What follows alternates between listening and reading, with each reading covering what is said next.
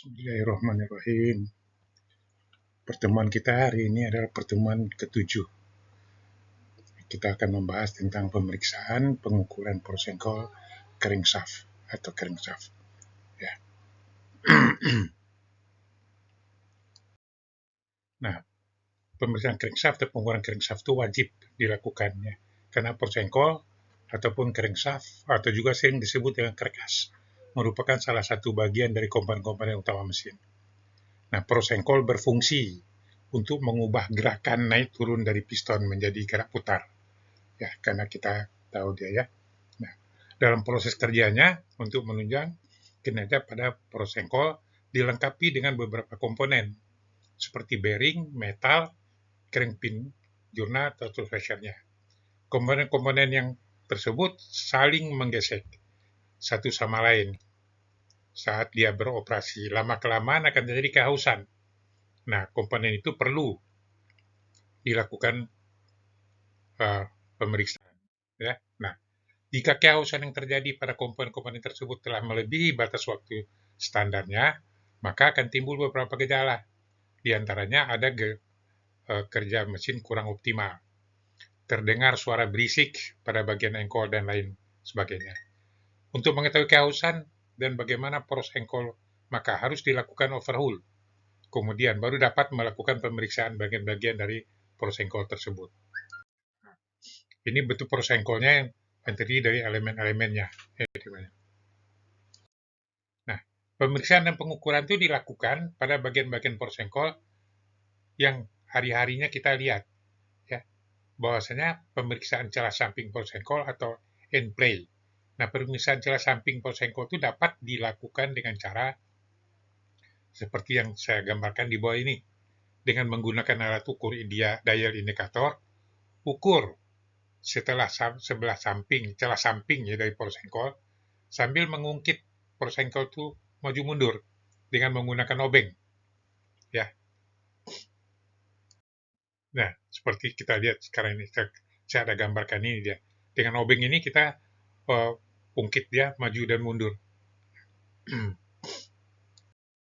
Nah, bandingkan hasil pengukuran celah samping itu dengan nilai spesifikasi mesin.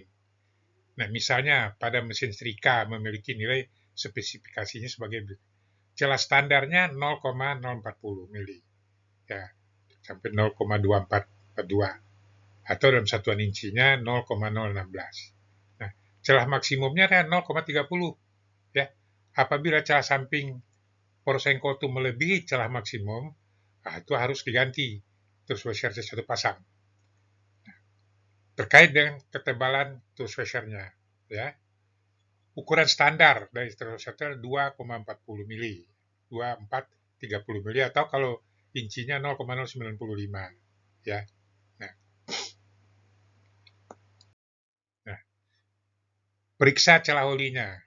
Pemeriksaan celah oli pada crank jurnal dengan bearing dapat dilakukan dengan cara seperti di bawah ini ya. Kendorkan dan lepaskan 10 buah baut bearing ya secara merata dan dengan bertahap serta dengan urutan seperti yang ditunjukkan pada gambar di bawah ini. Jadi 4 dengan 3, 8 dengan 7, 10 dengan 9, 6 dengan 5, 2 dengan 1. Nah, angkat poros engkol dari blok silinder. Biarkan bearing atas dan tooth washer-nya atas pada main bearing nomor 3 tetap menempel pada blok silinder. Nah, itu satu ketentuan ya. Bersihkan crank jurnal dan bearing dari kemungkinan adanya kotoran dan lapisan oli serta periksa crank jurnal dan bearing. Kemudian kalau ada yang tergores atau tidak. Nah, tempatkan poros engkol pada blok silinder. Ya, letakkan plastik gengnya pada masing-masing crank jurnal. Pasang kembali bearing cup-nya. Nah, ini dia ini cara memasang plastik gengnya ya. Nah, momen pengencangan baut main bearing itu ya adalah 59 Nm atau 6 kg. Selama pengencangan jangan memutar poros engkol. Jadi poros engkol jangan diputar ya. Jadi biarkan poros engkol berdiam baru dilakukan pengukurannya.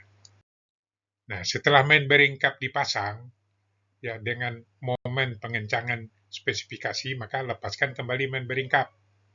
Ukur plastik geng pada tempat yang paling lebar, ya. Kemudian bandingkan hasil pengukuran dengan nilai spesifikasinya. Pada mesin seri K, nilai spesifikasinya itu ya seperti yang kita ini kan ya. Nah, ini spesifikasi standarnya ya standarnya 0,016 ya. Nah, tapi kalau dalam satuan insinya 0,008 inci ya. Nah, celah maksimumnya itu hanya 0,10 mili atau 0,039 inci.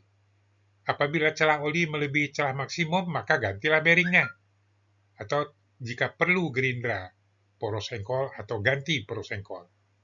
Nah, pemeriksaan run out poros engkol ya. Pemeriksaan run out poros engkol itu dapat dilakukan dengan cara-cara seperti yang saya utarakan di bawah ini ya. Nah, letakkan poros engkol pada V-block. Ya, dengan menggunakan alat ukur dial indikator, ukurlah run out-nya pada poros engkol, tepat pada jurnal poros engkol bagian tengah seperti kamu lihat ini gambar yang ada di sini. Ini run out-nya ya. Nah, baca hasil pengukuran run out poros engkol, kemudian bandingkan dengan nilai spesifikasinya. Pada mesin seri K memiliki nilai spesifikasi run out maksimumnya yaitu 0,03 mili. Nah, apabila run out poros engkolnya melebihi nilai run out maksimum, maka lakukan langkah undersize atau ganti poros engkol. Nah, pemeriksaan main jurnal, kering jurnal itu seperti apa yang kita lakukan ini. Pemeriksaan kering jurnal dilakukan dengan memeriksa diameter dari kering jurnalnya diperiksa dengan cara mengambil ukurannya dengan menggunakan alat ukur mikrometer. Ya, ukurlah diameter kering jurnal yang ada pada poros engkol. Terus bandingkan hasil pengukuran kering jurnal itu dengan spesifikasinya.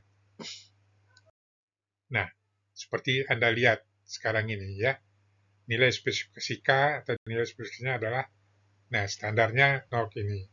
Ya, ini itemnya, ini kering jurnalnya.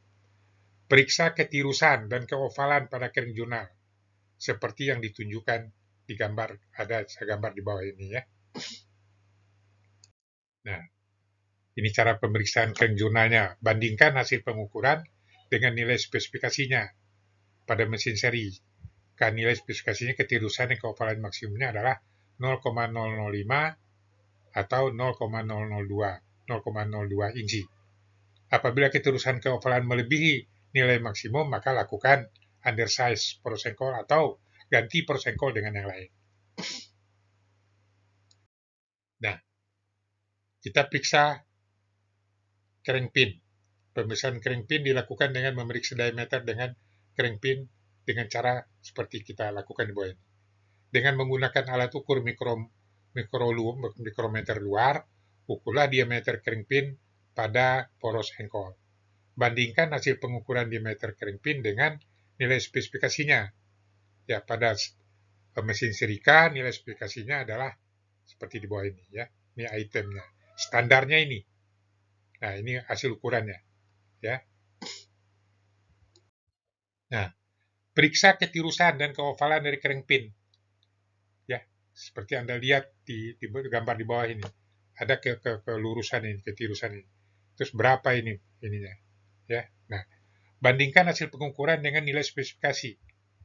Pada mesin seri K ini, spesifikasi ketirusan dan keovalan itu maksimumnya adalah 0,05 mili ya, atau 0,02 inci.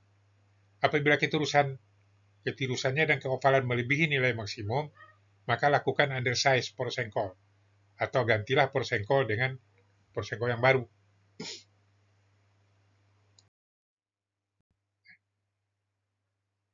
Saya rasa mungkin kita sampai di sini ya.